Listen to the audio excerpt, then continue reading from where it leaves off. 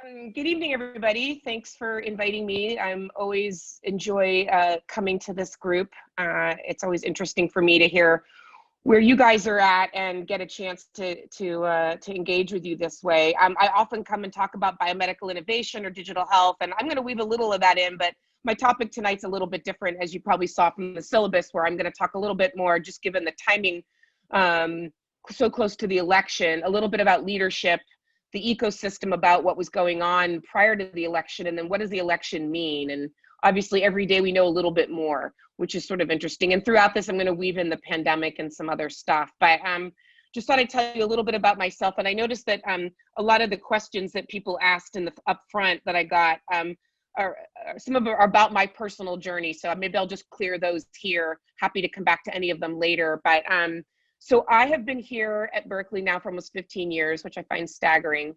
I did not plan that, which I can share in a minute. But so I'm faculty in both the School of Public Health in the Health Policy and Management group. And then I'm also up at the Haas School of Business. I'm the Executive Director for Health Management and a Distinguished Teaching Fellow. That's my latest title, by the way. And that means that I got voted the CHITE Award last year, which means the full-time MBA student body voted me the best professor, which was super big honor, especially for me because I'm kind of a niche player. I don't teach in the core, I teach healthcare classes. So the fact that the whole student body recognized me for that was really quite an honor. A little bit of a bummer that it was during the pandemic. There was no commencement, didn't get to go get my plaque with everybody, but still very honored. And I get to call myself a distinguished teaching fellow, which I haven't changed my bio, so thought I'd throw that in there. So I've been here quite a while. I teach a bunch of different classes. You can see them here. Some of them are sort of nuts and bolts management classes like finance and strategy. The healthcare in the 21st century is what I'm teaching right now. That's an MBA elective. It's actually a required class for all the first years in the MBA and PH program. So they take that in the fall on top of the fall MBA core. And then it's an elective for second year MBAs who are interested in healthcare. I also teach some very targeted classes that are cross-listed between the evening weekend MBA and the full-time MBA, mainly around digital health and biotech. And that's because my interests most recently have been, most recently 10, 12 years, in this idea of coverage and access and adoption of innovation. I lecture in the biobusiness program, the freshman seminar in the spring, specifically on commercialization of biotech and some of the issues related to that. In the spring, I'm teaching this trends in biotech class. I'm partnering with the head of US market access for Novartis. They're about to launch a big cardiovascular drug. And we're going to talk about what it's like to launch a big primary care drug as opposed to like a gene editing thing that's just for like one person. And then in the spring, I'm also doing a digital health class. For that one, I'm partnering with Kaiser Permanente. They brought in a brand new chief digital officer about a year ago. He came from Home Depot, interestingly enough. So he's trying to reimagine the digital experience for Kaiser members and Kaiser physicians, drawing on what he tried to do and did successfully at Home Depot. So I do a lot in this biomedical digital innovation space, but that's actually not where I started. So some of you asked how I got where I got. So you can tell from my bio that I went to Davis undergrad. I actually went pre-med, and I lived on the dorm floor at Davis where everybody was pre-medical or pre-dent, which was a blessing and a curse. I figured out right away I was not with my tribe. Don't know why I went pre-med. Probably some guidance counselor in high school saw my grades and said, you should be a doctor. And I said, sure, why not? So I went to Davis for that, but didn't keep up with it. Quickly realized that wasn't my jam. And so I moved into psychology and org behavior because I was really interested in how do people behave in large organizations? Why do they do what they do? So the military, universities, corporations. I almost went and got a PhD in that, but then I realized I'd had enough school. So I'd had an internship at the Federal Reserve Bank in San Francisco between my junior and senior year. And I got the opportunity to work on healthcare benefits with someone there, and how do healthcare benefits affect the economy and the monetary policy, which was sort of interesting to me. And so my mentor there suggested when I graduated, if I didn't know what I wanted to do, maybe I should look for a job at a health plan. So that's what I did. I moved to San Francisco after graduating, and I started working for a health plan. And I did that for 4 or 5 years and really enjoyed it. It was an interesting time to be in healthcare and health insurance particularly, and it made me want to learn more about it. So I knew I was going to get an MPH. But then some mentors said I should get the MBA as well. I really needed to be able to follow the dollar, understand the structure and process and economics, You can get some of that in the two-year MPH, but I decided to just invest in it. So I went to Berkeley, I stayed local, and I did the MBA and PH. So now I get to run the program, oddly enough, that I was in the 90s. I did management consulting for a long time after that, pretty much all in healthcare services. So hospitals, health plans, medical groups, did a lot of merger and acquisition, a lot of analytics to help them decide where to build new hospitals, things like that. So I really built up my management skill set. So some of you asked what I got out of my MPH and my MBA. I got a lot of great background knowledge and skill set, but I would say those years in consulting really deepened them. I learned how to present to boards. I learned how to synthesize data into like insights. I learned lots of analytical tricks that I didn't learn in my degree. And it's funny, I think a lot of that management consulting prepared me to be an educator, to be a professor, because I'm paid to learn. My clients are my students. I have to explain complicated things to people who need to know them. It's not actually all that different. I didn't plan, by the way, on being here. So I was a management consultant, and then I had a family, and I needed a job with less travel, didn't know what I wanted to do. And there's a position at the School of Public Health I applied for, thought it would be like 2 years, and then I go back to industry, and I never went back. I've been here 15 years. And again, I've added different things over the years. I started at public health. I added the business school, a research center. I'm now part of the online program, and lots of other little things that I enjoy doing. I also sit on the board of a hospital in San Francisco. So tonight, part of the theme is leadership. And for me, part of leadership is governance and making tough decisions in tough times. And so I might weave in a little of what it's like to be on the board of a hospital right now in times of COVID and high change. So hopefully that gives you a little sense of my background and my journey. Lots of people do different things with MPHs. I went into consulting. Right now, a lot of my students are super interested in social determinants. There's lots of tech platforms trying to create ways to bring food security and all kinds of other opportunities into the healthcare system, sort of looking upstream from providing care. My students are working at Lyft and Uber in their healthcare groups. They're working for lots of tech startups that are trying to do better care coordination, bring AI and ML solutions. They also go work for companies like Blue Shield and Kaiser, really traditional. A lot of biomedical folks want to go to, Genentech. So an MPH is kind of a great degree because it's pretty versatile. It basically means that you understand, epidemiology and disease incidence and prevalence. You understand social determinants. You understand economics. People in my group like systemic change. We like to pull levers and make big change, whether that's a policy lever or a management lever. And there's a lot that you can do with that. It pairs well with the MBA. But we also, as I was saying to those who arrived really early, we have a MPP, MPH with public policy. We have joint degrees with social welfare, city and regional planning, journalism. So I think the MPH is this great utility degree for people who want to sort of save the world and pair it with lots of different toolkits. So for those of you who want to talk more about that another time, feel free to reach out. But I think there's reasons to do concurrent degrees, or do a straight MPH or straight MBA, and happy to talk about that another time. But hopefully that gives you a little bit of a opener on me and why I'm here and the lens that I bring. And so while I teach mainly in the management space, because healthcare is so rooted in policy, I have to spend a lot of time thinking about the policy side. So we'll talk a little bit about policy and not so much politics, but the outcome of this political cycle, because it's going to influence policy and healthcare policy for quite some time, although not as long as you'd think, and we'll talk about that. So what I wanted to do tonight was look a little bit at what's going on prior to the election, and specifically how crisis affects leadership. And I'm going to use tonight the lens of the COVID pandemic because it's a good one to use. I'm going to spend a little time unpacking the different goals and philosophies of the two dominant parties in the United States. What do they believe? What do they care about? Where have we been the last 4 years and why? And where might be we going, assuming we know what the results of the election actually are? And then what's next? And what is the potential impact of the public leadership on both healthcare as a system and then also on innovation? I know a lot of you all are interested in biotech and device and health tech, so I'll try to weave that in as well. So my starting point, most people actually like a certain level of predictability. A lot of us like things to be kind of interesting, And you don't want to have it all planned out, but actually when you get out of your comfort zone of having any ability to predict things, it gets rough. And right now it's kind of an interesting time because we're using the power of data science and quantum computing and other things to really enhance our predictive abilities, really try to figure out and target using massive data sets. But when we get in really volatile cycles, it can be difficult to do that. And it makes it really hard to know where to invest and how to plan and how to succeed. And that's really true if you're a hospital, which I can completely attest to given what I'm trying to do with my hospital right now. But also for things like the FDA, when you think about how long it takes to get a drug through the development and approval process, it takes years. And if it's a really volatile, uncertain environment, that's hard to make those investments.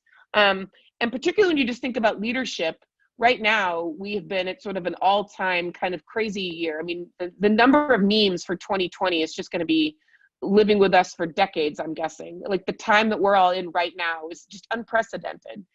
I'm in my 50s and it's not forever, but I've been around a while and there's just nothing compares to anything like what we're dealing with right now. And it's not just any one thing, it's so many things. Obviously the coronavirus, huge, unprecedented, unexpected. Clearly we weren't as prepared perhaps as we thought we might be. And then right now, a historic vote with, as we'll talk about later, unprecedented turnout, and also sort of the window that it shows us where we're at as a country, and the challenges from that. I would say there's also other things. Do you guys have any other ideas of things that have happened in 2020 that are kind of making it harder to think about things in a very predictable way? You can drop them in the chat or you can unmute if there's something you want to call out. I'll pause for a second. What else is going on in 2020?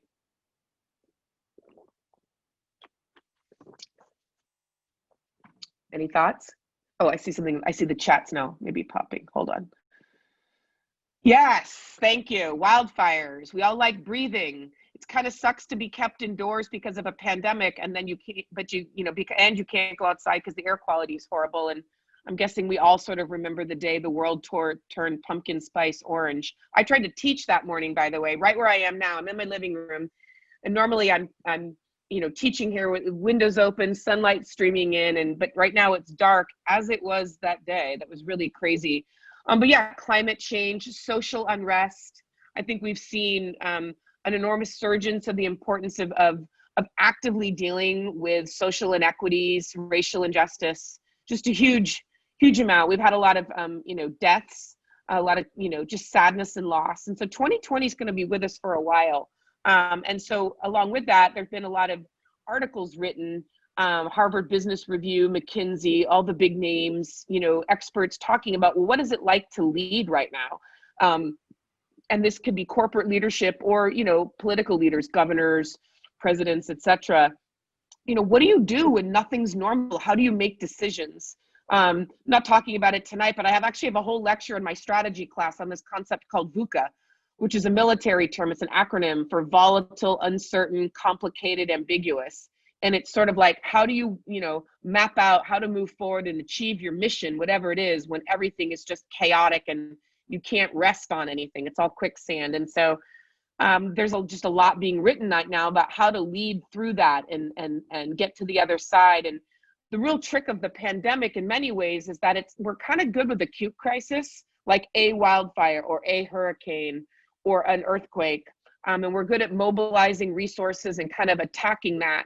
What it turns out is much harder is when the duration of a crisis is extended. And in fact, unpredictable. We don't know when the virus is going to go away, if it's going to go away. And now we don't even know when the next one's going to come, but we're worried about that. And so all of that wraps into this level of extreme uncertainty, which is persistent. And you can see that pervading all kinds of both corporate business decisions as well as the policy political calculation, which we'll talk about. Some of the advice here is that leaders, whether they're elected or CEOs, need to be really visible and steady and take the long view and try not to get overly reactive, and also not check out and give up and act like nothing's happening. So variety of sort of research in the literature about what to do if you're interested. So as I said, I wanted to just use a little bit of the lens of the pandemic because I don't think you can really separate it from what's happening and happened in the election. Unfortunately, we are deep in the pandemic. The hopes that we would kick this thing and be done with it in the fall have not panned out. We are deeply in it. And the next phase, Scott Gottlieb, who was the Republican prior head of the FDA, just called it a dangerous phase because we're getting into flu season and winter weather. We are right now seeing higher cases per day than we've seen. We moved from 9 million cases to 10 million cases in 1 week, whereas in the beginning it took us months to get up to 1 million. So the acceleration of this is a challenge. Globally, we're at 50 million, over 125, 1 million, 1.25 million deaths. And what we're seeing in the United States is, of course, a lot of variation. I'm guessing many of you are in the Bay Area. You're blessed, right? Because we're very fortunate that we've been able to keep the virus largely under control. We're sort of a poster child for how to do it in the country, which is great. But a lot of other parts of the country are really seeing acceleration at pretty staggering rates. And so this is obviously framing what's been going on, as we've been preparing and moving through this election cycle. A lot of people are asking, well, what wave are we on? What's going on? And I follow Eric Topol on Twitter. He's one of my sources of truth, up there with Larry Brilliant and a few others. If you want to know who I follow later, you're welcome to follow me. You can see, but you can also hit me up. I try to have some very credible sources of truth, and Eric Topol is one of them. And this is a chart he posted just the other day showing, sort of our unfortunate trajectory. And there's debate whether we're on wave 3 or just, the worst part of wave 1. We've just never really licked it.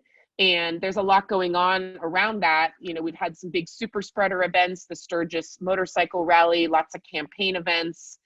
Unfortunately, some universities aren't doing as well as we are. They're not as responsible. It's really difficult to control folks or ask them to control themselves. And we have a government that's not taking national action or frankly setting a public health example. So this has been tricky. So local leadership here in the Bay Area has been strong under Gavin Newsom, the governor.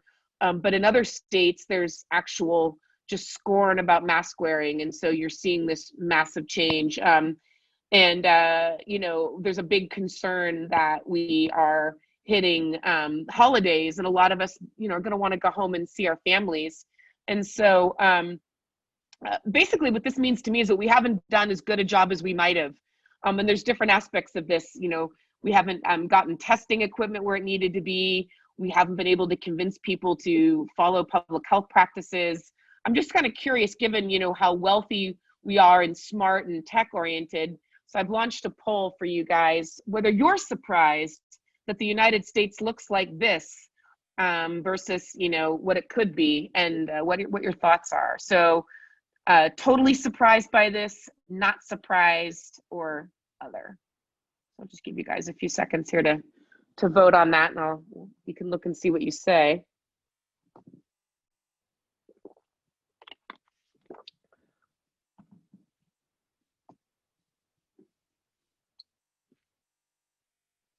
Give you a couple more seconds, and I'm going to close the poll and share. All right, 5, 4, 3, 2, 1. Okay. So this is interesting. It's pretty split. Some of you are surprised. You thought we would have been able to control the virus and save more lives. And others are not surprised because we're not that strong. I on different days, to be honest, feel one or the other. There's days when I'm just shocked that given our technological advances, our investment, our ability to mobilize in other ways, why we have not been able to get there. In my own hospital, I can tell you the fact that we don't have the swabs that go up your nose to test you. So we have to limit how many tests we do. Like a swab is shocking. Like ventilators, okay, that's a complex piece of machinery that's highly regulated, but it's pretty shocking to me that we haven't been able to get some of the basics together. I guess I shouldn't have been surprised by the public health, but I guess I was. I would have thought, given the stakes, and once we saw the number of deaths go over 200,000 in the country, that there would have been more of a willingness to go, actually, maybe we better act. Anybody want to share your thoughts on that, either in the chat or just raise a blue hand about this question about why you think we are where we are?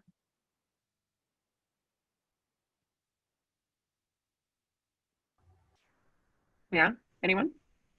Yeah, I think regardless of the state of the healthcare system and the ranking worldwide of it, the fact that we have so much um, access to you know people that are trained and top leaders in all of these areas, plus the presence of the biotech industry Hmm. and the financial power that we have, I expected that maybe not at the beginning, but at a certain point there would be mass mobilization for perhaps mass testing or other types of measures that we just didn't see in the United States and we did see in other countries.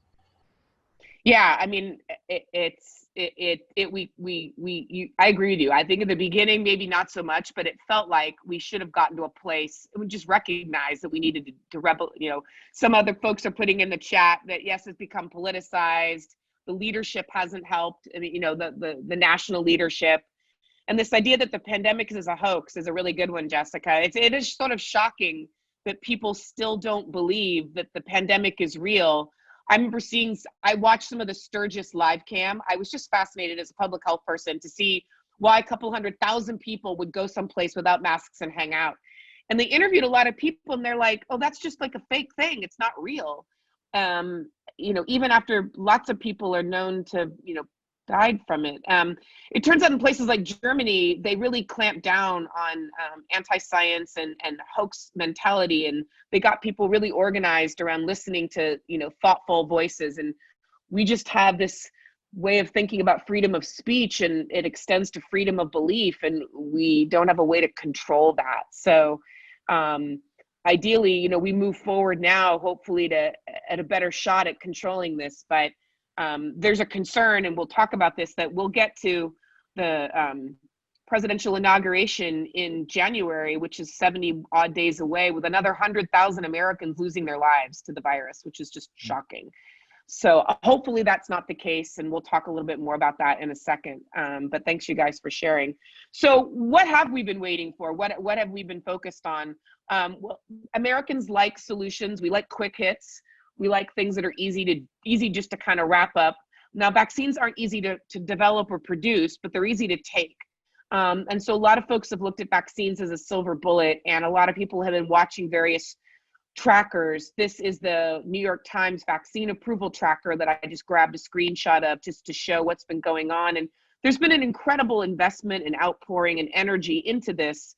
And we have developed vaccine candidates moving through the process at literally an unprecedented rate. It can take 10 years to get to a decent vaccine.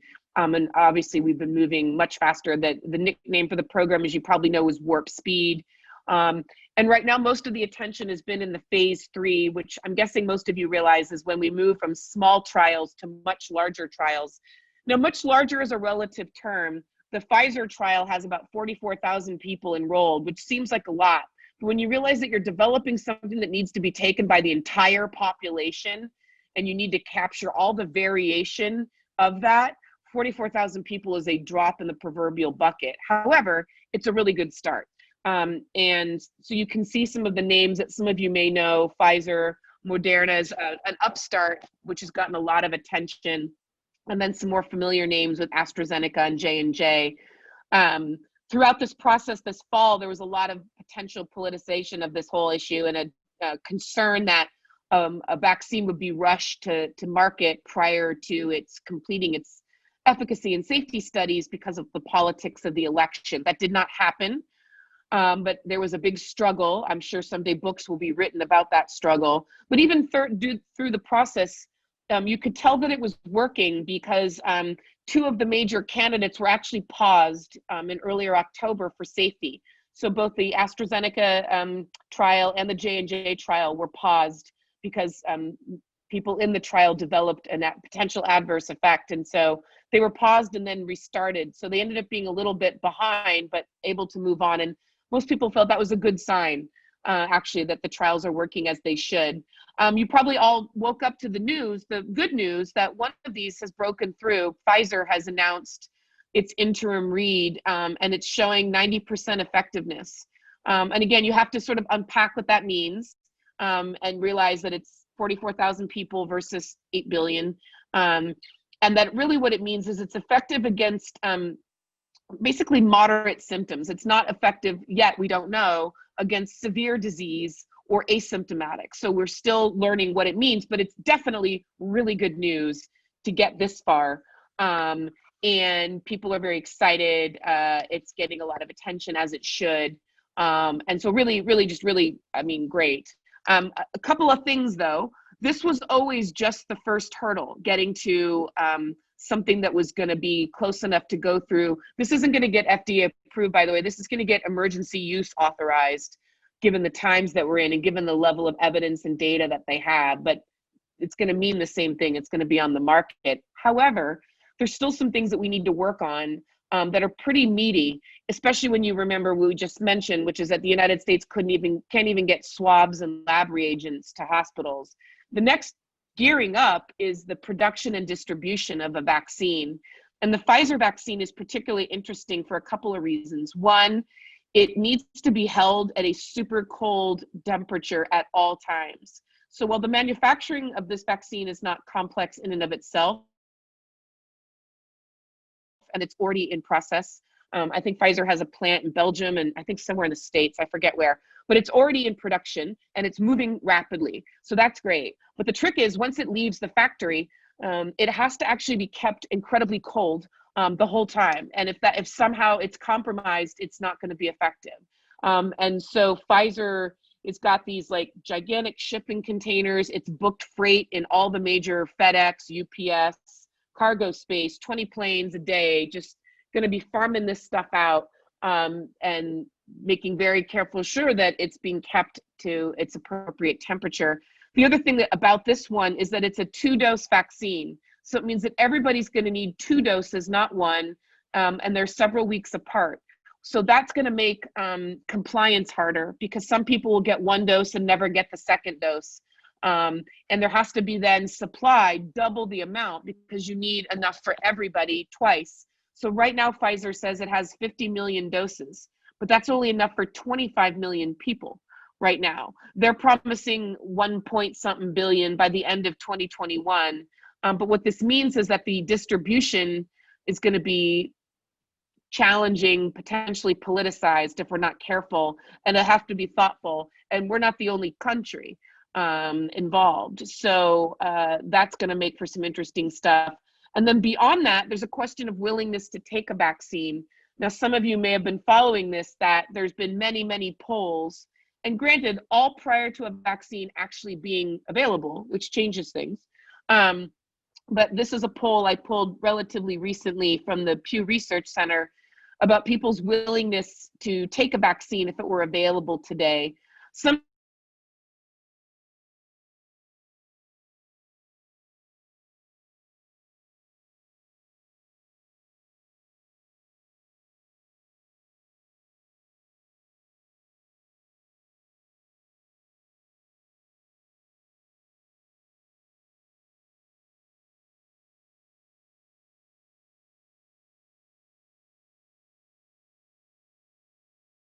Bill Gates is going to use the corona vaccine to put a tracking device. I mean, all kinds of nutty stuff.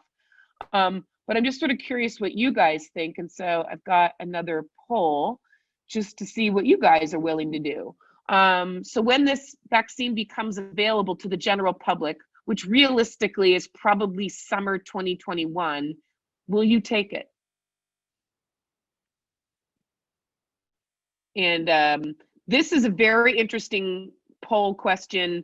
It's definitely interesting too when you break it down between political party Democrats and Republicans, also by race and ethnicity, with people of color absolutely positing a lower willingness to take a vaccine for a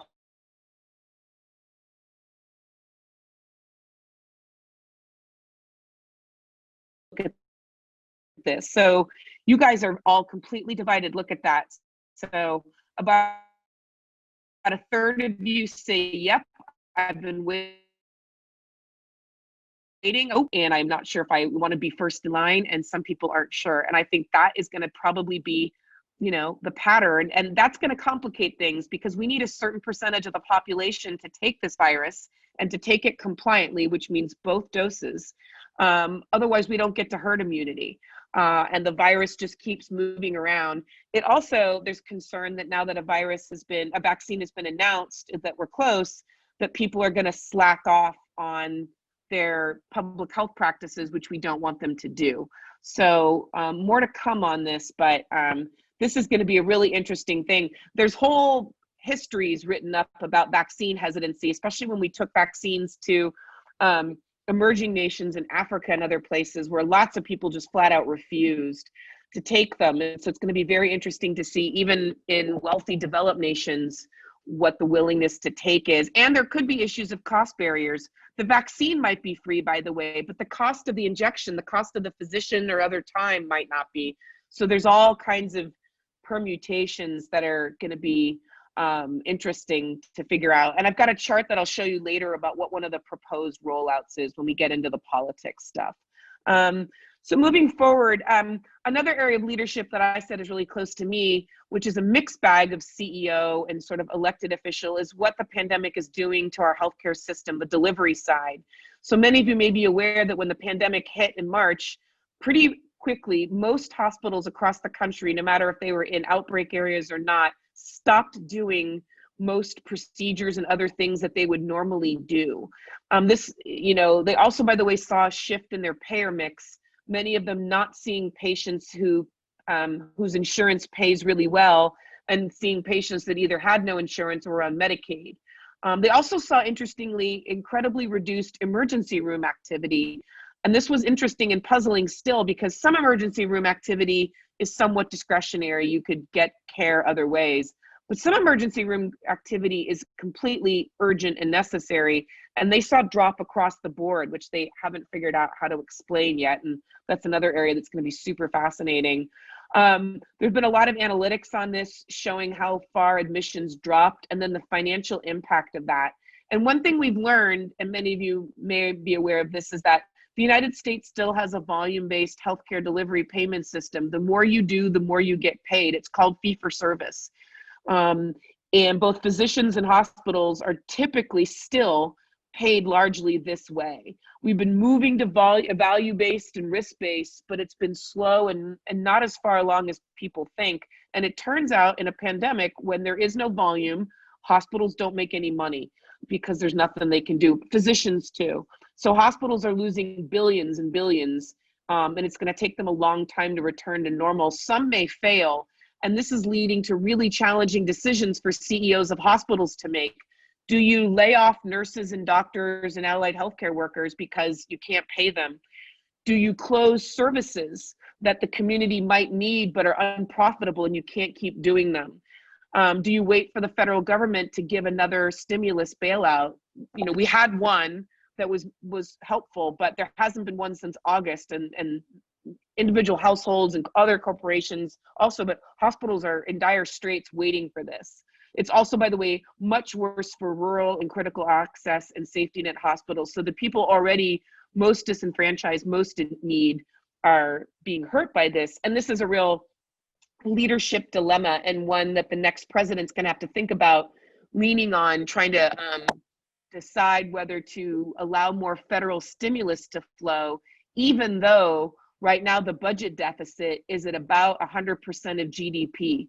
So the budget deficit right now in this country is so high that there's going to be a huge battle about using more federal dollars to bail out households, corporations, airlines, hospitals, and yet are you going to let them fail? So the next president is going to have to deal with that. Ideally, the sitting president would be dealing with this now, but it's not clear that he's going to. So the next president's probably going to have to deal with this. But it's a near-term challenge for the CEOs and the leadership teams of delivery systems across the country to figure out. On a positive note, before we switch and talk about the election itself, and this, by the way, will be the topic for your quick little breakout that we'll do, is interestingly enough, the VC funding and IPO market is just booming for the biomedical and digital innovation. It is just off the chain. Early reports in the beginning of the pandemic were that no IPOs for 2020, no one's going to lend money, it's too uncertain, it's over. But no, totally wrong, completely wrong. We've seen huge surges of venture capital money into digital health. A lot of that is telehealth, but home fitness, I mean, you name it, money is flowing. 2020 is on track to be the biggest year for digital health investment ever. And then the IPO window is wide open. We've been seeing almost no digital health companies go public, and now boom, boom, GoodRx, Amwell, the telehealth, all kinds of companies, Clover, just lining up to go. Many of them going through these new SPACs, these special purpose acquisition companies, which is an interesting kind of backdoor way to go on the market. I think Amwell is particularly interesting. So they're one of the telehealth players, second in size to Teladoc. And they're going public now, but in kind of a unique deal where they went public, and they also at the same time took $100 million in investment from Google. So we're starting to see a lot of creative opportunities, but it's super interesting to see all these companies not only accepting VC funds, and the VC funds are throwing cash at them, but they're also going public, which then opens them up to the scrutiny of the public markets. At the same time, we're seeing a lot of biotech investment, going as well, IPOs up there, which is interesting because some of their programs and trials have been stalled. It's hard to enroll in clinical trials during a pandemic and some other things, but doesn't seem to be affecting the investment side of it at all. So I kind of just wanted you to maybe noodle on this in some breakout rooms for a few minutes, and we'll come back just briefly and talk about it. I'm curious what you guys think. I know you've had some other speakers in innovation in this class, and it's probably an area that you think about. So even though the experts said that funding was going to flatten for the rest of the year, that didn't happen, obviously. Why do you think that is? Why do you think that right now in a pandemic, all this cash is flowing, investors are excited, everything's booming, even though we're in an economic recession and it's so uncertain, which is what I kind of led with. So that's the question at hand. I'm going to put you guys in breakout rooms just for a few minutes, let you talk amongst yourselves, and then I'll pull you back and would love to just hear what you think. So before I put you in breakout rooms, anybody have any questions or any thoughts before I do that? Everybody good? Okay. So I am going to put you in breakout rooms, 8 different rooms. I'm going to send you now, and I will broadcast to you again when you get there what I want you to talk about again in case you forget. But basically just have a conversation of why you think all this IPO and money is flowing. Why is it flowing to all these cool areas? So there you go. And I will bring you back. I'm opening all the rooms and bring you back in a bit. Welcome back. I realize I don't think we've been recording, so I'm going to go ahead and record this in case you guys haven't.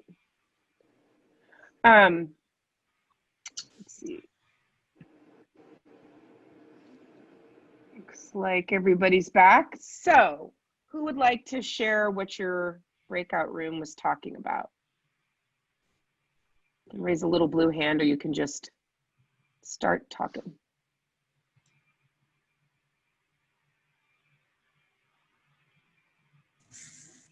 Hi, I can share, I guess. That'd be great. Thanks. Cool. So, yeah, I believe.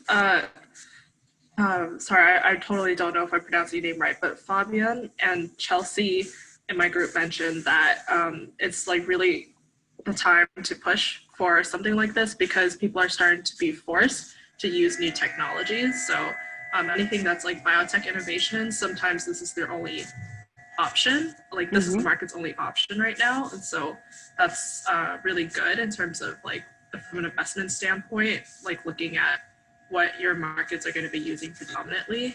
And then I believe I mentioned like it's also the fact that before market sizes were a lot smaller to new technologies basically because essentially older generations might not be as on board to use like I guess things like different ways of doing things like with technology, for example, like Zoom and like, I don't know, something like Fitbit. Like, I don't think that appeals to someone who might be from an older generation. Plus younger generations are a little more skeptical to like things like data and privacy and whatnot.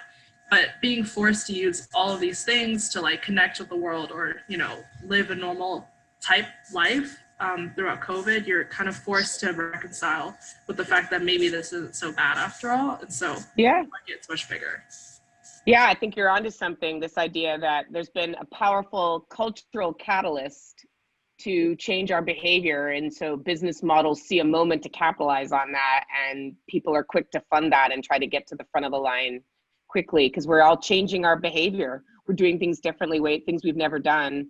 And the longer this goes on, by the way, this is a positive of the duration of the pandemic, is that if it's a quick event and we change our behavior for a couple of weeks, it doesn't stick. But we're in this we're going to be in this for like at least a year and a half probably. And so a lot of our patterns and our willingness are changing. And so, yeah, I think a lot of the money is chasing that. Shubhan, and I hope I said that correctly. I see you have your blue hand up. Yeah, thank you. So I was in a group with Rachel, and Dechen also joined in. So we basically discussed something similar, but Rachel and I had ideas that there's a prospect of higher returns in the future because also the market is like going down, and in some countries the interest rates also dipped, so it was like conducive to investment. And for a firm like Pfizer, if they come up with like a vaccine, there's going to be a lot of revenue to be made. So I think that was an opportunity, and of course future returns. So yeah, we thought about Yeah. So you're looking at some of these macro effects as well, that the markets are down, but it's a great time to borrow and invest. And if you can get in quickly, then there's a lot of returns to be had. And I think you're right. I think a lot of people recognize that. I think some people did quickly recognize that this is going to have a long haul. And so how do you make those bets? So good point. Simran. Hi, Professor. Thank you. Yeah, I agree with what the student had just said, like with interest rates being low. It's like such an amazing time right now to borrow money because interest rates have been so low. So as like an inventor, this is like the perfect time. If I'm working on a project, working on a startup, this is like the perfect time to want to borrow money and really push it full forward. And like on a social side, when we think about it, like digital health, I feel like before people had I feel like a lot of misconceptions about digital health, and they weren't as trusting of it. Like I don't feel like even myself included, I don't think I would have seen digital health as an alternative or an as good alternative to me going into and seeing a doctor's office, right? But COVID has really given us a giant proof of concept opportunity where everyone is home right now and everyone's forced to sort of I'm not going to go into a doctor's office right now. I'd rather go see my doctor online if it means that I don't have to be around people or I don't have to go into a building.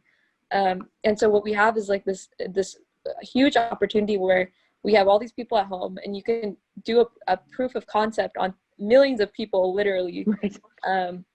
So if I was like a venture capital firm, of course, why wouldn't I want to invest in digital health, right? Because you have this opportunity right now to test on so many people and to get good results because everyone's been home for so many months and people are going to be home till about June 2021, right? I mean, most corporations, looks that way.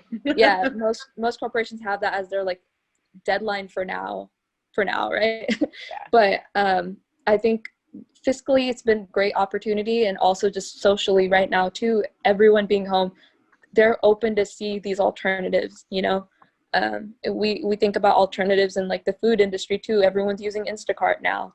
So I think it was two-sided and it worked out perfectly right now to sort of spur innovation into digital health and things. Yeah, really good points. Yeah, I mean, VCs aren't stupid. They see opportunity and they can see behavior changing and they want to chase that. And you're right. I mean, the interesting thing about telehealth as a component of digital health is that most of us with insurance, most adults, we've had access to telehealth for years. We just weren't using it. So most telehealth companies had deals with everybody. I've got Teladoc. I can get any of that, but I wasn't using it. Even One Medical, I could do video visits. I've always been able to do video visits, but I've never done it until now. And so, yeah, so now everyone is, the other thing about that, and this will be a nice segue into, and Jerry, don't worry, I'll come to you. This will be a nice segue into the policy part, which is another thing that's happening at the same time, is that the government is clearing out barriers that were existing in the policy realm around reimbursement, cumbersome regulations around, well, if the doctor's in Wyoming, can they treat a patient in Arkansas? You know, before the answer would be no, you had to be in the same state because of state licensure, and now they've cleaned out some of that. So we've also seen how fast, you know, the FDA and other agencies can work when they want to. And so I think there's some betting in the biotech space that some of that warp speed ability to, you know, get where we need to will carry over. And so is fueling that. So it's an interesting moment to see business acumen and sort of sussing out what's going on. But the policy side is gearing as well. They're actually working in sync, which doesn't happen that often. And when you see it happening, it's a window of opportunity and people are going for it. And so that's part of it. And I think it's going to continue to happen. And it's just interesting because a lot of the tech is not new. It's old. Like telehealth is not new. Right. We get some fancier and better interfaces and user experience, but the concept in the tech is not new. Yeah. So it'll be interesting. So really good point. I want to come to Jerry and then I want to move on because I want to get to the election stuff and then so Jerry, what did you want to share with us? Yeah, I think a lot of it like also started before COVID because in January I was interning at Morgan Stanley and they had already identified biotech as like a huge area for growth and they were already starting to create partnerships with them to try to target them and build that area. And so I think that COVID really just catapulted all of that because it became a perfect storm where that industry is already growing and now there's so much more new opportunities.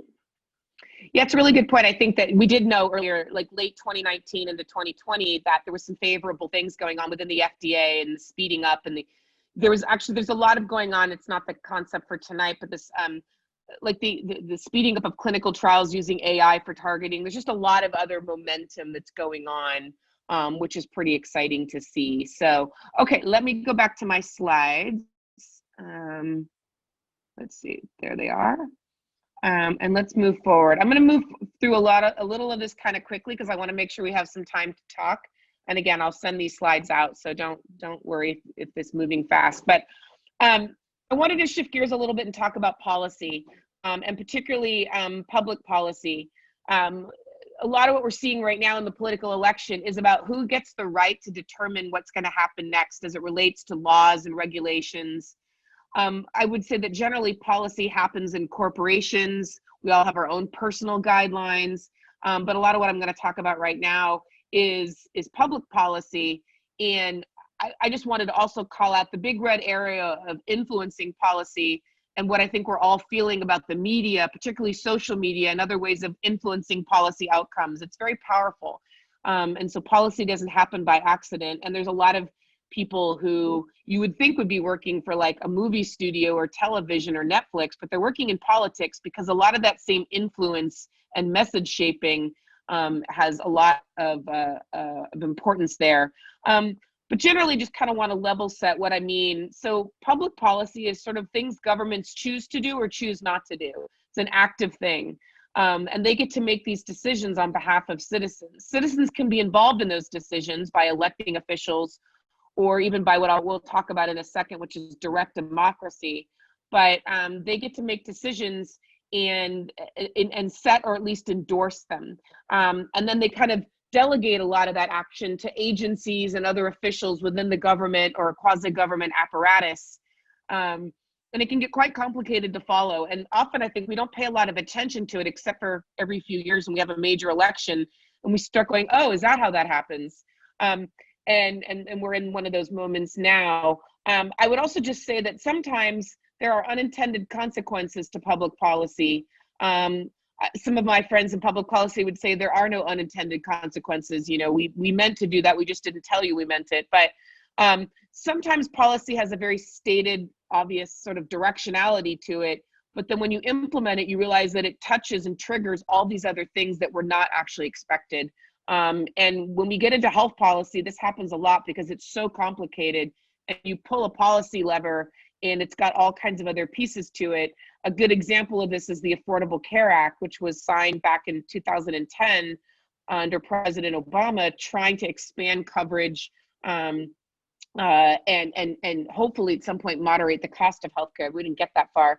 But it turned out there were a lot of unintended consequences to that public policy, and we're still managing those today. And in fact, tomorrow we're going to see what the fate of the ACA is going to shape up to be, because the Affordable Care Act is back in front of the Supreme Court. Again, something for another lecture. But I would just say that policy touches all kinds of things in healthcare.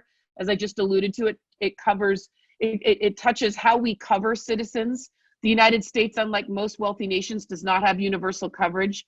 We do not have centralized sort of minimum benefits for everybody. We have a private system that's, we have a mixed system, part public, part private. We do have part of the system that's federal paid for people over 65, people who are low income. But those are very complicated programs where, frankly, there's been a lot of desire to shrink them or change them.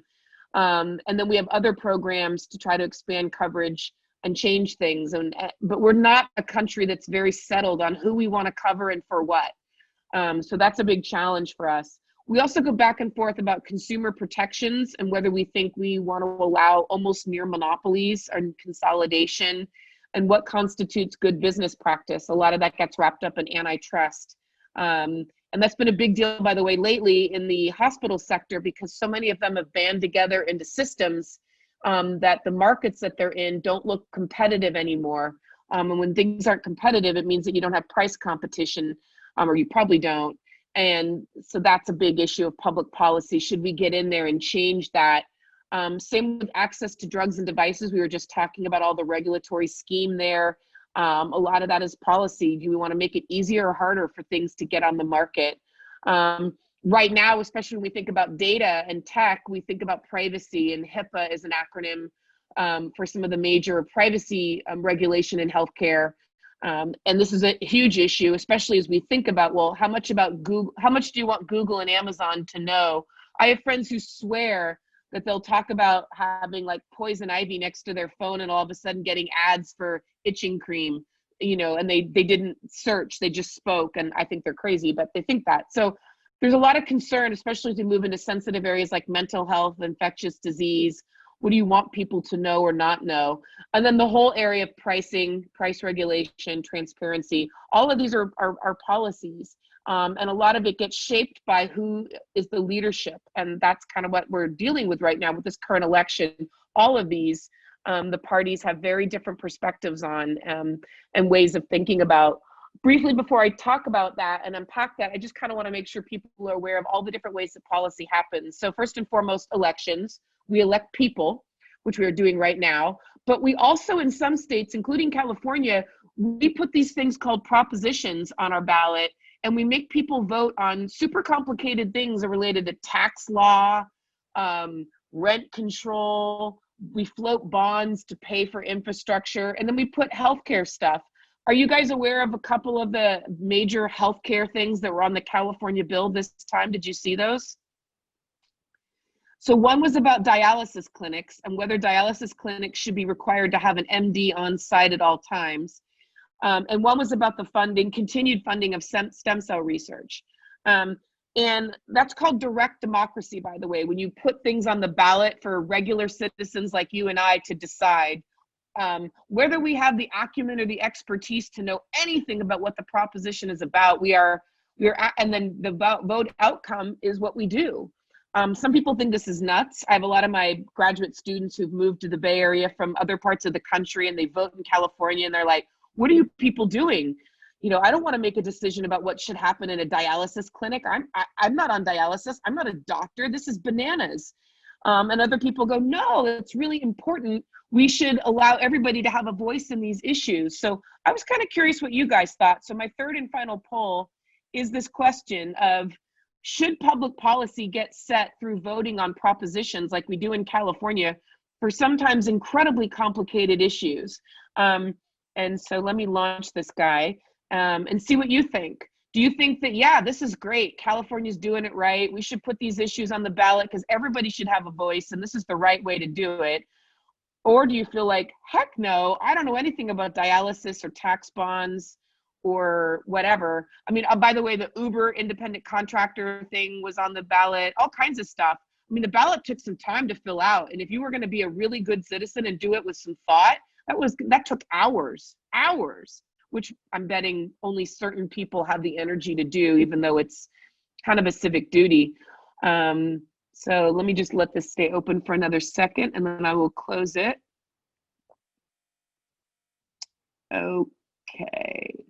Okay, so yeah, the majority of you are like, nope, we really shouldn't be doing this. These are really complicated things, should really be determined by experts and or our elected leaders. But some of you aren't sure or feel like, yeah, this isn't bad. And it's just sort of interesting because that's where we've been.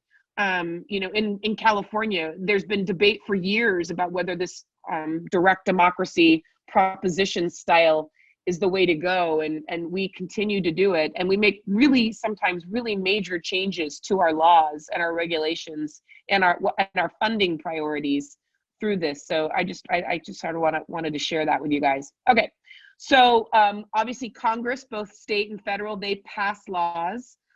They also, at the federal level, they approve the budget and they confirm justices and people to the president's cabinet. So lots of policy there, because all of that sets priorities and sets the tone. We have these things called executive orders. President Trump is a huge fan, likes to sign executive orders. The reality is executive orders don't actually have any real force other than they're telling the agency for whom the executive order is aimed at to go do something. But the agency still has to figure out how to do it, might have to find the funding to do it. And very often, especially as we've seen under this administration, a lot of executive orders have not amounted to any policy change whatsoever. But you get a fancy moment with a photo op and you get to say you did something, but you actually probably didn't. The judiciary is a big part of this. They interpret law, they set boundaries, and they break ties. And so what happens a lot, and it happened a lot in this administration, is that the boundaries of what authority is were pushed. And so things ended up in court repeatedly. Now that happened with the Affordable Care Act back in 2010. A lot of people felt that even though Congress passed that law, that the language in the law went beyond the authority that it should have. And so things like the individual mandate, forcing all 50 states to expand Medicaid, was too far. You couldn't do that, or you couldn't do it the way the law did it. And so it went through the courts and went all the way up to the Supreme Court. And at the time, that Supreme Court said that the individual mandate was fine, actually. They left it in place. But they said that the penalties that the law had that they would try to enforce for states that didn't want to expand Medicaid were too harsh and could not happen. So what we ended up seeing was that some states expanded Medicaid and some didn't. The Affordable Care Act is back once again in front of the Supreme Court, starting arguments tomorrow. So it will be interesting to see what happens. And as I mentioned before, there's a bunch of government agencies, state and federal, that actually do a lot of the work. And I would say over the last 4 years, most of the health policy change happened at the agency level, the Medicare, Medicaid agency, the FDA, to some extent, the Department of Justice and the FCC on antitrust. But lots of different ways policy happens, and people don't always realize that. So let's talk a little bit about what's going on right now. One thing that's going on right now I just wanted to call out is that a lot of policy gets influenced by bias and disinformation. A lot of the priorities, a lot of voting, a lot of energy now is subject to this because we have so much noise, both in reputable papers that just have a certain bias, or reputable news outlets like Fox versus CNN. Both are reputable, but they certainly have a bias. And if you listen to one more than another, you're going to come out thinking differently. And your attitude about certain policies and people is going to be shaped by a different perspective. On the other level, we also just have a lot of disinformation. And we've unfortunately gotten to a place where we actually see these ratings when someone says something in a political or policy environment. So it's a newer phenomenon that we're really focused on. This election was a big one. Healthcare is almost always one of the top, if not the top voting issue, but because of the pandemic, both the economy and the pandemic ended up being a bit higher.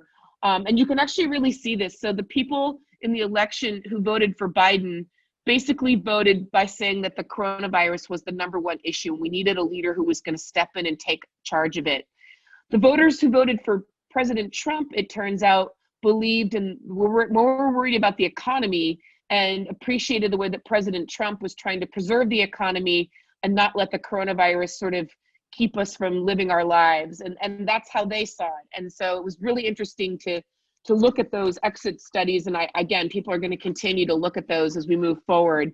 I would say that, so obviously, almost a week after, there's still a lot we don't know. This is a new slide because I didn't know before the weekend what was going to happen. But Saturday, you know, the AP and then other news outlets called it that Biden is the president-elect. This is, of course, not settled yet. President Trump has not conceded, isn't likely to, and is challenging the results.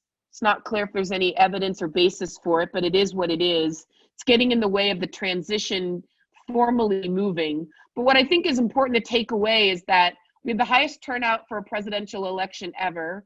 President-elect Biden had the most votes of any candidate ever, but President Trump had the most votes ever of a sitting president. And so what we get from this is voter turnout was high, but we are in a very divided nation. This was not a landslide one way or the other. And it means that moving forward, we're gonna have to manage and deal with, especially President-elect Biden, that there's a massive amount of people with different views on what this country should be doing. Along with that, it doesn't appear, we don't know yet because the Senate is still in play, but it looks like Congress is going to stay split, with the House staying with the Democrats, and more than likely, although there's a pathways that show otherwise, the Senate being retained by the Republicans, which means it's going to be very difficult for President-elect Biden to get any major policies through, because most major policies have to go through Congress. And the Speaker of the Senate, or the head of the Senate, controls the agenda. And it'll be very difficult if Mitch McConnell is still leading the Senate to get any legislation put through. It's not impossible, but it's difficult. I mean, we've seen that already with the split Congress, that very little gets through. And so that's unfortunately likely to be the case. We still don't know the outcome of the Alaska Senate race, unless it popped while we've been on this call. There's a small chance that could break Democrat. The Democrat candidate is certainly thinking that he's got a shot. And then, as you probably know, both Georgia seats are open and both headed for recounts because nobody won with enough to close it. So now, between now and January 5th, when those two runoff election happens, there's just going to be a huge amount of focus on Georgia, because really what rests here is control of the Senate, which is going to tell us what's going to happen next. So that's kind of where we're at there. But I will just say that this means that President-elect Biden has a lot ahead of him to figure out. The good news is he's an old hand at this. He's actually pretty good at bipartisan cooperation. If he's given half a chance, he's probably a good person to be able to move things forward. But it's not clear yet, you know, what that pathway is going to look like. The immediate reaction to this was sort of interesting. The stock market went up. I think the stock market liked Biden. It likes predictability, as I was saying. It might not like all his policies, but it'll trade some of its wish list policies for predictability. Because I think CEOs are exhausted of not knowing what this current president's going to do, because sometimes he represents Republican ideals and they can kind of follow along, and sometimes he doesn't. From a biopharma perspective, this major analyst from Leerink, he was very positive. He said this was a best case scenario, which is a split government, which means nothing gets through.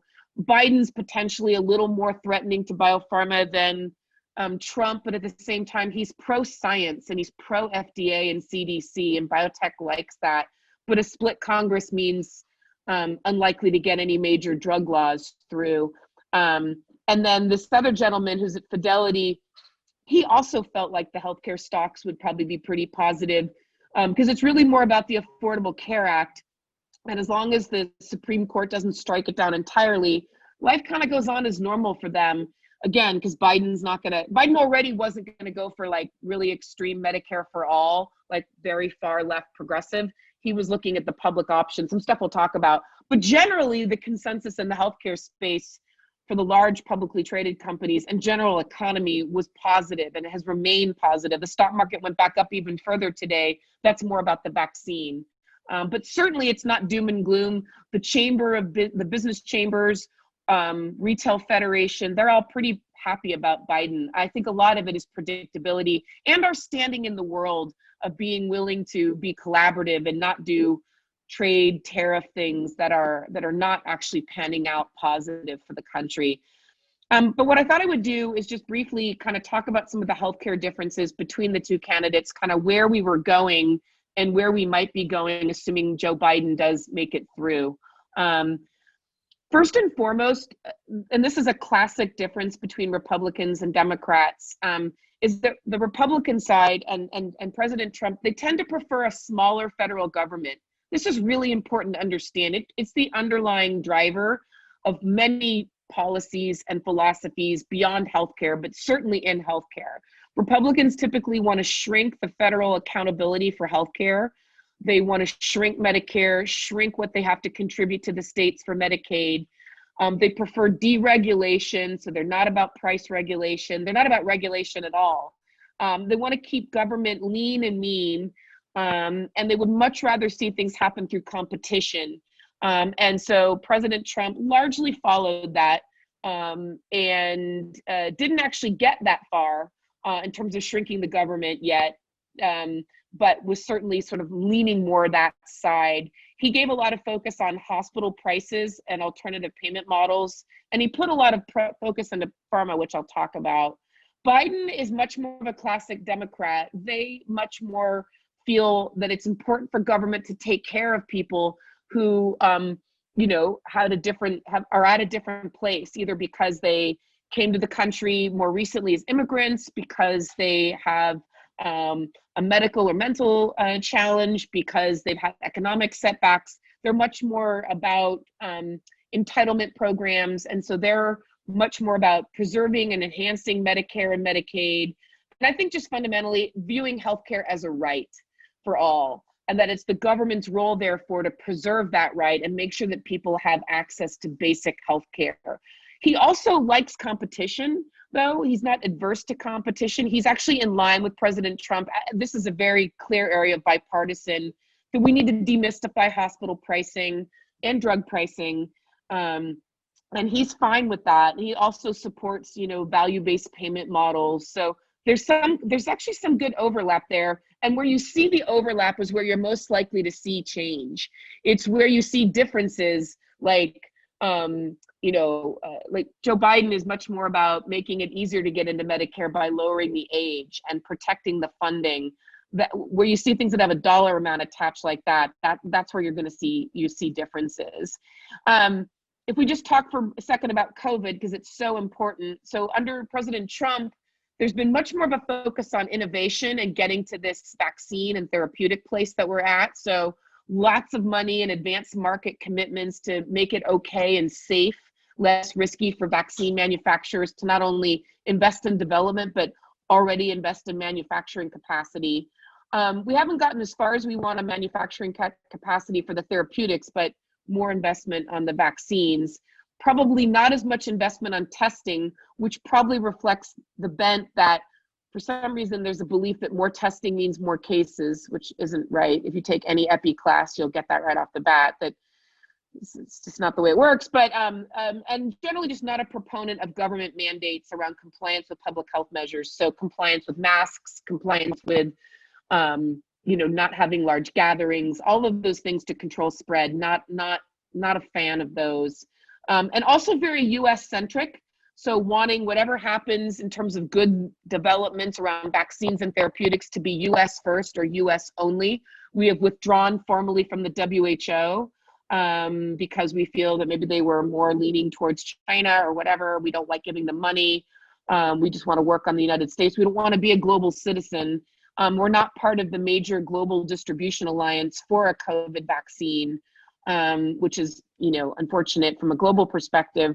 And there's been some federal stimulus released, but none as we've been in the months leading up to the election. And that's really been a problem. And it feels a little bit like a tool, you know, of politics. Biden, on the other hand, he's always wearing a mask. He's much more about public health. He's much more likely to move us to a place where there'll be some level of mask mandates, if not universally, then on federal property, on mass transit, pushing governors and just sort of modeling that behavior and trying to bring people along. It's not going to be easy. There's a lot of people who feel the whole process has been politicized. but he's much more pro-science. He's much more about collaborating with public health experts. He's definitely going to be focused on these vaccines and getting them out. He'll probably, in fact, I think he said, we'll rejoin the WHO day one of his administration. And I'm sure we will absolutely participate in his administration under COVAX and these broader vaccine distribution and sharing methods. So President Trump on day one signed an executive order trying to repeal the Affordable Care Act. He's been unsuccessful at that. He does like some of the pieces in there, like pre-existing conditions and some other stuff, but it's too complicated for right now. But it's like a Jenga puzzle. You can't pick out the things that you want without the whole thing falling apart. But that level of policy detail has not been something that the Trump administration has dealt with. They've been saying for 4 years they're going to show a replacement plan that's going to work for everybody. And we're like, great, let's take a look at it. We're eager to see it and analyze it, and we've never had it. It's never come. It's not going to come. He's been much bigger on allowing states the freedom to do what they want to do with their Medicaid plans. A lot of that is perceived as negative by those who feel like work requirements and other things are detrimental to the Medicaid population and their ability to get and stay on Medicaid. They're seen as punitive and to chill the amount of people on Medicaid. Trump prefers market-driven options, so he's promoted these less comprehensive short-term plans. So the Affordable Care Act requires that all plans are comprehensive and year-round, and President Trump has signed some executive orders allowing these different plans. He has expanded Medicare coverage of telehealth, which is great. So that was a big COVID thing. He does not support women's reproductive rights, has not recognized the need to fix things in maternal mortality and other areas. And that's just been just not something he's focused on. He has done some really good focus on mental health, I should say. That's not on the slide. Joe Biden is obviously pro the Affordable Care Act. He was President Obama's VP during that. He'd like to shore up the Affordable Care Act. He knows it needs some tweaks. He's going to have to work with whatever the Supreme Court says, though, which we're not going to know for a few months, but starts tomorrow. He supports something called the public option, which is not the same thing as Medicare for All. Medicare for All was more of a sweeping change to basically take the Medicare structure and put the entire country under it. Joe Biden felt that that was not feasible in the near term and maybe not politically feasible ever, and maybe not what people want. Lots of people have private insurance and they like it. Something we learned with the Affordable Care Act. And so he proposes what's called a public option, which is that the government creates an insurance entity for people who are under 65, and it goes into the market and competes. And it likely would have some advantages of scale and government leverage to negotiate deals, potentially lower reimbursement from hospital. He supports allowing this entity and possibly Medicare to negotiate drug prices using its leverage. But he doesn't want to change the existing private infrastructure, private insurance infrastructure. And it's sort of riding the line of what progressives really want. I think unlikely to do much on this, frankly, if he doesn't get the Senate on his side. This would be major legislation that is not going to go through a divided Congress. But there are things he can do with executive orders and agencies to shore back up the Affordable Care Act, and that's what I expect him to try to do. The last area is drugs prices. So President Trump has been hot and cold on this. He likes to demonize drug companies, say they're bad. He's had lots of proposals floating around over the last 4 years, most of which kind of died out. They didn't get anywhere. But then right before the election, he signed 4 executive orders related to drug pricing and rebates. This concept of the international price index, that we would look at a basket of drugs from a basket of countries and meet that price of whatever that was. All of these things are really complicated, really hard to do, and nothing happened because executive orders are just that. There's been no progress, and none likely to be during this next window for him. He would need the Senate and Mitch McConnell to go along with him, and Mitch McConnell's probably not going to do that. Generally, just like with other things, President Trump prefers less regulation, more competition. And he really hates that the United States pays higher prices than Europe.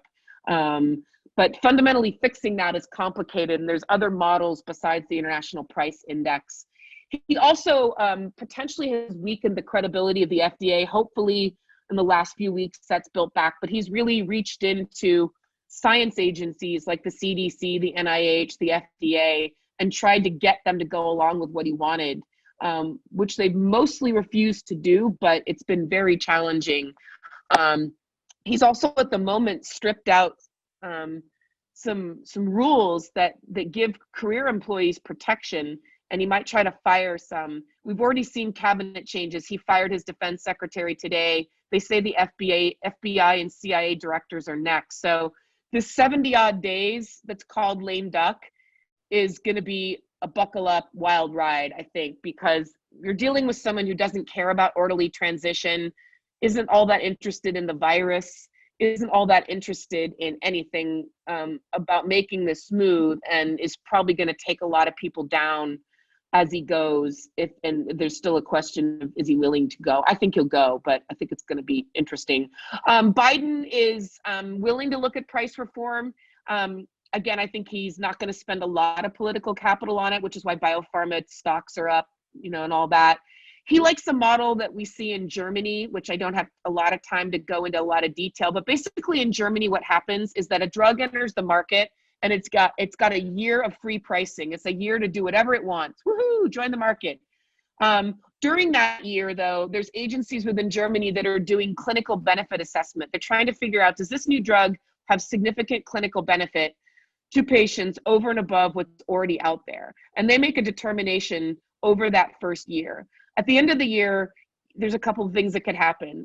If the drug company's lucky, and patients are lucky, frankly, this agency, IQWiC, determines that this drug is amazing. It has huge clinical benefit above and beyond what's already out there and available, the standard of care.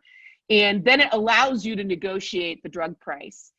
So then you enter a negotiation process, and the amount of price is going to depend on how much benefit they think it has, and they're tough negotiators, but there is some ability.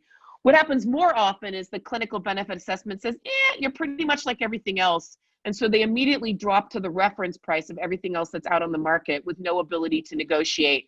And then the price just goes down from there. It never goes up, which is really different than what happens in our space. So that's a model I've studied. I've been in Berlin looking at it a bunch.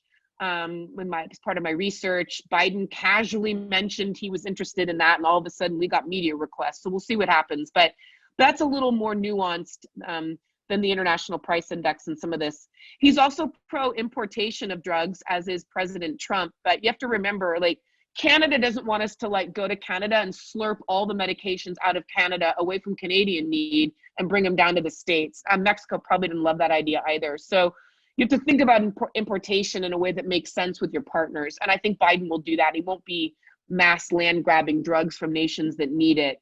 But he does want to start looking at what we call health technology assessment in a more rigorous way, looking at why we charge what we charge and what the value of a drug is. And that's new for us. We don't have a formal body like NICE in the UK or these ones in Germany that gets to assess the value and weigh in on a fair price. And that there's a body called ICER that's doing that now, Steve Pearson in the States, but it has no teeth. But it's actually getting more and more prominent and more used. But as of yet, it has no federal government status. That could change. As I said, industry likes Biden. He's more science friendly. He doesn't want to mess with the CDC and the NIH and the FDA. And that alone they like. They don't like that he's mentioned Medicare negotiating drug prices, but the reality is that would probably have to go through Congress, and that's not likely to happen. So net, pharma's pretty happy, biotech's pretty happy with this outcome. So in the last couple of slides here, so what's realistic? What's going to happen? So we're in what's known right now as lame duck. Ideally right now, the election would be certified and President-elect Biden would get access to money, the ability to go talk to all the agencies and start the transition. That's being thwarted right now. He doesn't have that ability, but to his credit, he's like, I don't care. The pandemic is so important. We're moving ahead. And so he's already set up his own coronavirus task force. He's named sort of an A team of diverse academics, clinicians, public health experts. 2 people out of UCSF are on there. So it's really great. It's just Atul Gawande. Some of you may have heard of Atul Gawande because he's a pretty well-known guy. Zeke Emanuel. I think those two in particular are not only for their credibility, but they're very effective communicators. They write books, op-eds, they're in the news all the time. They're going to be really good, along with Fauci, who can't be on this task force because he's still part of the current government, but they're going to be good communicators, helping to translate and assure the public that something's happening, which is important. Obviously, just in terms of Biden, he needs this okay that the election is certified to really start to mobilize, but they've got their buildbackbetter.com transition website is already up if you want to take a look at it. It's already out there. They're tweeting stuff. You can see the meeting he was having today, that graphic of his briefing. He's got the top minds. It's really impressive. So he'll continue to work to think about cabinet leads, agency heads, and advisors. I think he's talking about announcing some of that around Thanksgiving. We also can see, by the way, that not only is he science forward and racially and ethnically and gender diverse, which is making everybody thrilled, but he's also bipartisan. So he's already put people on this coronavirus task force who are Republican. And again, I think he recognizes the need to be bipartisan to get anything done, and he's already doing that.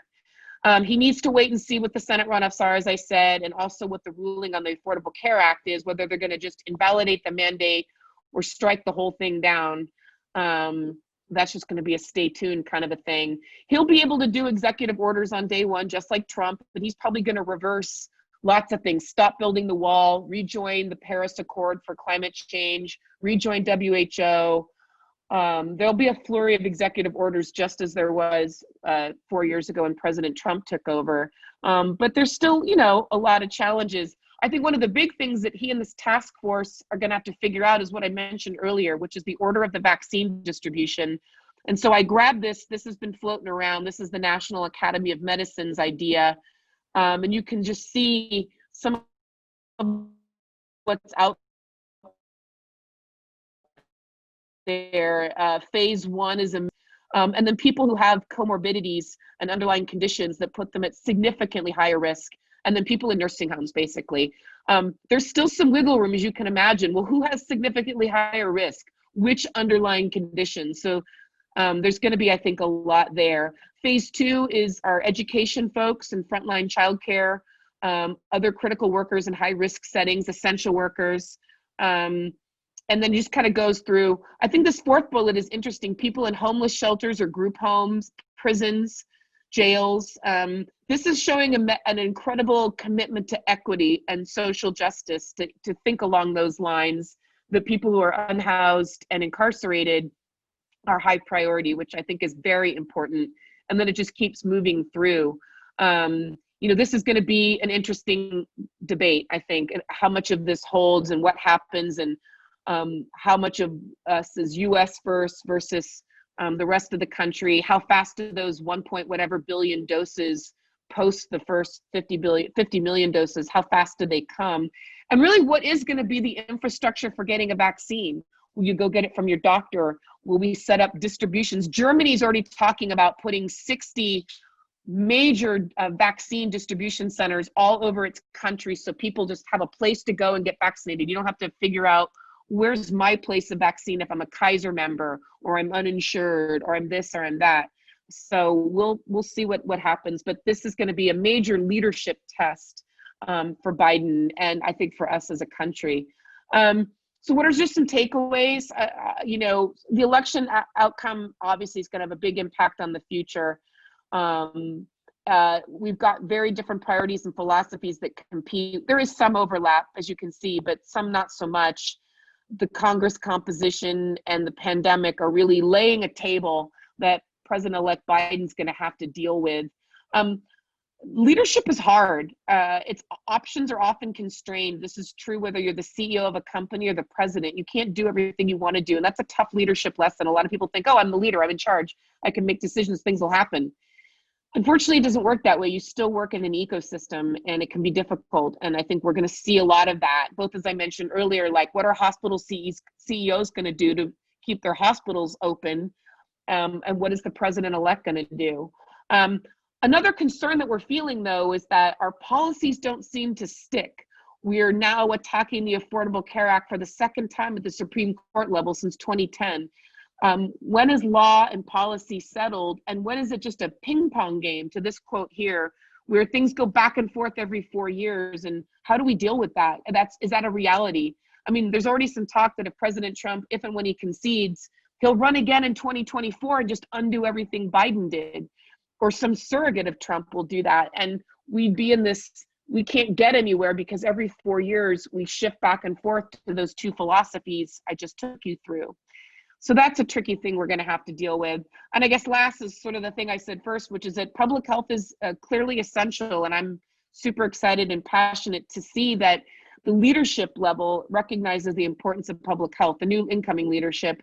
And I think that's going to create a lot of interesting opportunity for those of us who want to work in this space now and going forward. Because I really think we've learned that we spend way too little on public health. The infrastructure was woefully thin.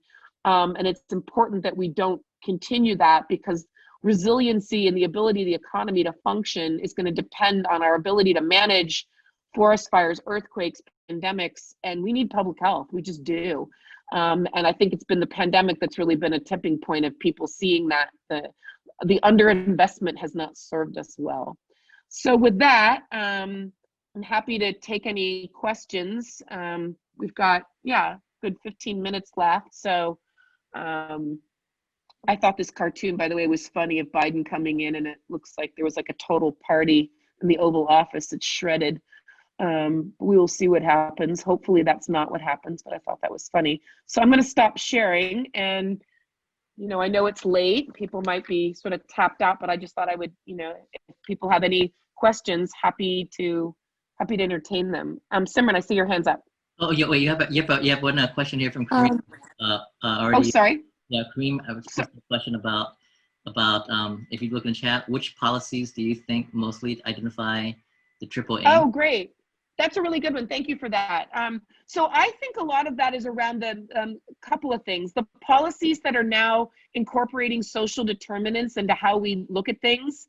We're seeing what I would call social determinant friendly policies around, using, that housing and food security and transportation are essential to health. And we have to build that in both on a policy and on a private sector. And I don't think we can get to the triple aim of better experience, better care, better costs without that. We're wasting a lot of money, actually, trying to solve things with medical care solely that can't be solved that way. And I think we're figuring that out both on the private sector and policy. I think the other policies that I think are really important are these ones of moving us away from a volume-based system to value. We can't, again, keep incentivizing a system that the more we do, the sheer more volume of services or number of pills or vials is good health. It's not. And so moving, the pandemic is now being seen as a catalyst to jumpstart those efforts towards value-based care, value-based population health, which is the ethos, I think, of the triple aim. I'm a fan, by the way, of the quadruple aim and adding health equity into there, because I think the triple aim is fabulous, but you can actually harm equity in your quest of it if you're not intentional about that. And so I think public health is leaning in that racism is a public health crisis, and that the systemic inequities that we've tolerated for so long that are so very apparent in the number of cases and deaths from the pandemic mean that we have to solve this. So hopefully, Kareem, that's a good answer. That's enough to your question. Let me know if there's another nuance to it. I'm happy to continue along that vein. Yeah,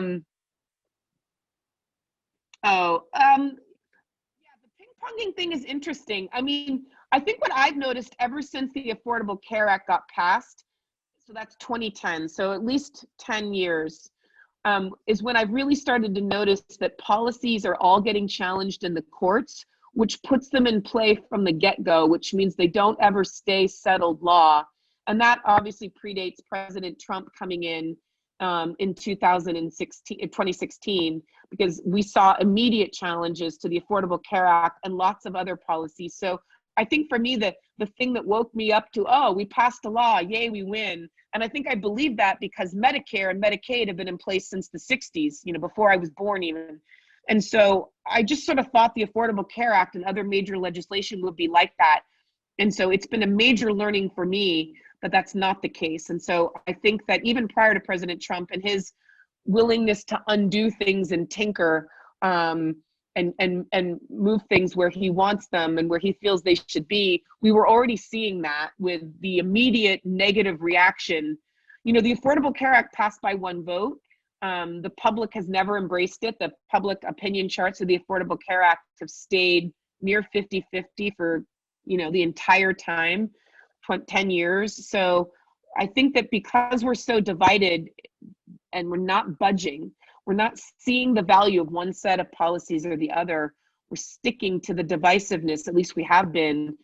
You know, maybe the pandemic will get us through, but it sure didn't in time for this election. So that's really, really, really tricky. So thanks for those questions. I'll go back to you now, Simran, because you had your hand up. Yeah, I just had a question. Like, you had talked a little bit about like the public health option that Biden has been talking about a lot. And you know, in Obama's first rendition of the ACA, he was like really pushing for the public health option, and then he ended up just taking it all out because Republicans had just so much pushback. Do you feel like now with like the Congress split, do you feel like Biden is going to have those same sort of problems with the public option? And even all if the he same problems, even if he like gets it through, like what are some of the hurdles that you all see? the same like, problems, because now even if you weren't, I mean, it's more competition, right? In some ways it's crazy because the public option is competition, and the competition is to bring the prices down, and the government would be a worthy competitor because of its scale and resources. But it's coming from a Democratic side, it's a government option, and so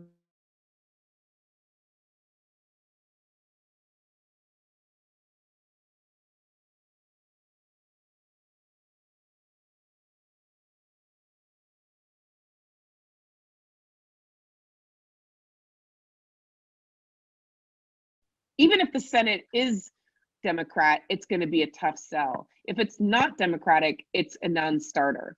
And in some ways, some people are saying that maybe we need 4 years where we're not trying to do profound change. We're healing. We're dealing with we're putting some things back together, and we're dealing with the pandemic.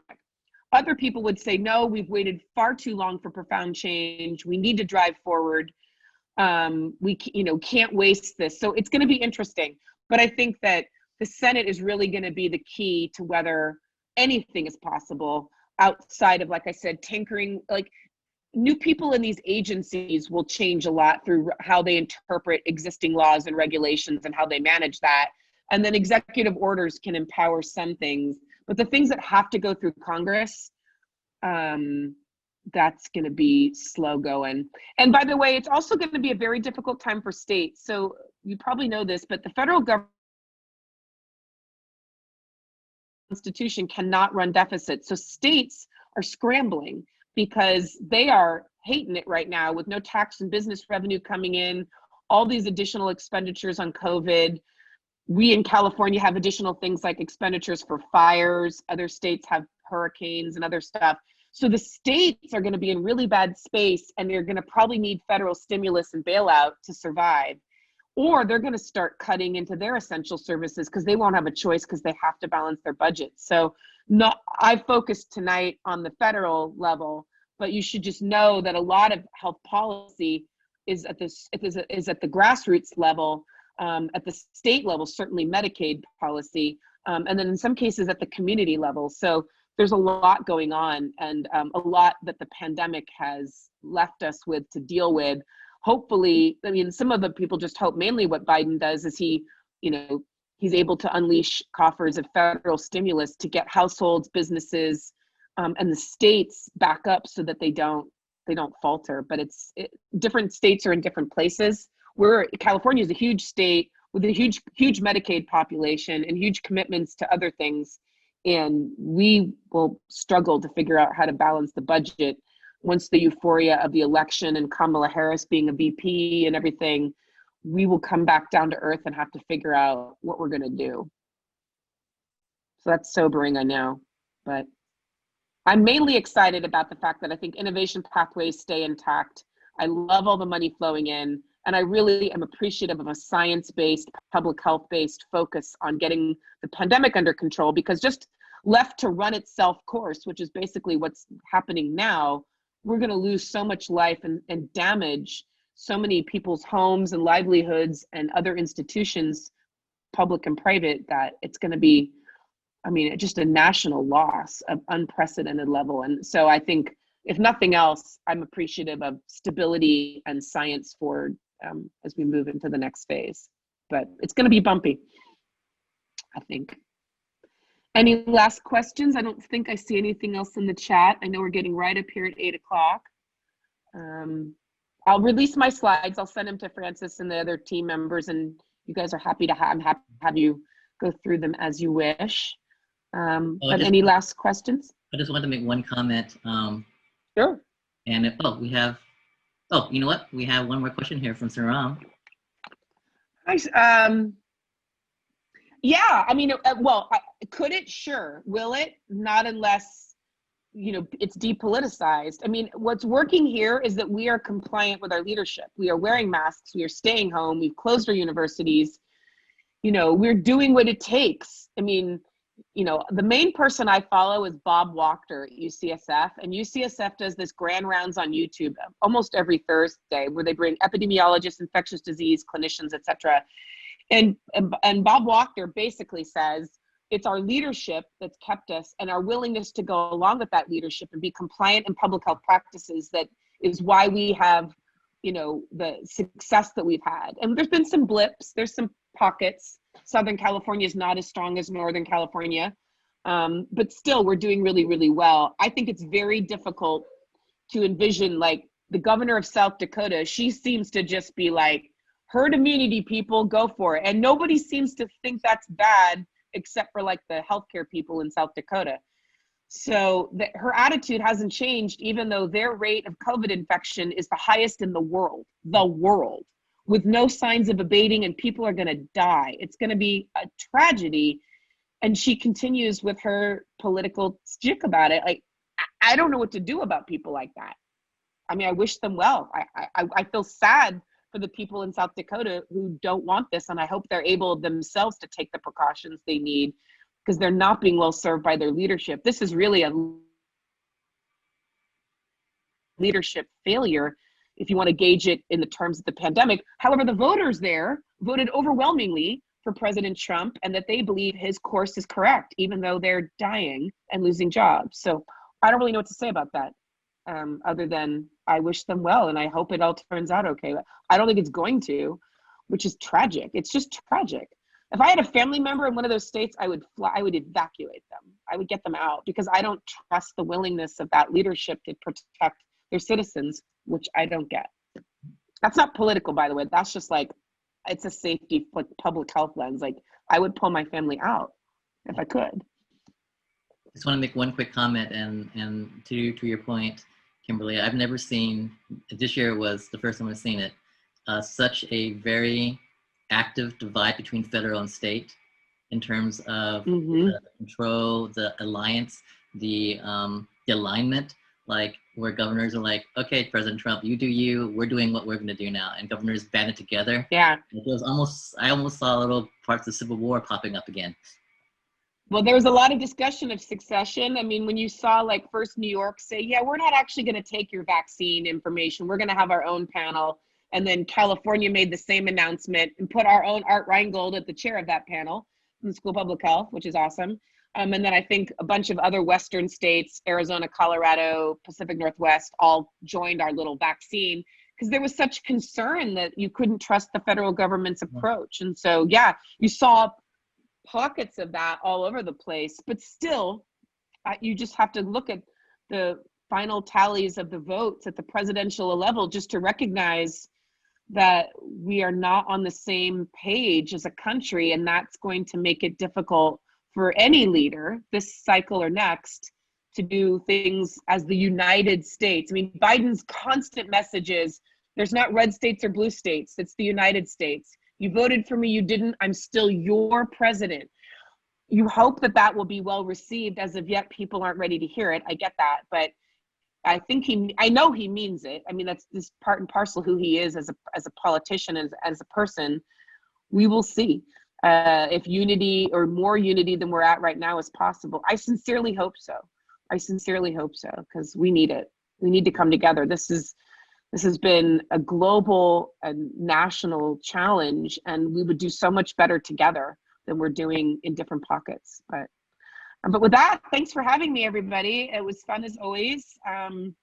Appreciate everyone's engagement and playing along with my polls and my breakouts. I'm not sure if you guys have been doing those in other groups, but I think it's fun, keeps it a little bit lively, and I love the questions and the interaction. So thanks. And I hope the next few weeks in the class are fruitful and interesting. It looks like a great roster of speakers that I get to be a part of. So enjoy the rest of it, and look forward to hopefully being able to come back at the end. It's on my calendar, I'm pretty sure, at the end of the semester, just to sort of circle up with everybody at the end. So look forward to that. Thank you so much, Kimberly. It's always so wonderful to hear your talks, and this year especially was just very insightful. Thank you for that. Well, good. I'm glad. I hope it was timely and helpful. And best of luck, everybody, with finals and the rest of the semester and what you have ahead of you. And feel free to reach out if you need to. And I'll send the slides to the facilitators, and you guys will have them tomorrow. So take care. Good night, everybody. Thank you so much. Bye-bye. Thank you so much, Kimberly. Sure. Bye. Thank you. Anything you need to say, Carlos? Or we are good? No. We will be sending everything through email, and I gave the announcement that you're gonna have a class, so that should be good. All right, fantastic. All right, well, thank you again, Kimberly. Thank you, everyone. That was so fun, and look forward to seeing you guys on next week, and stay safe. Okay.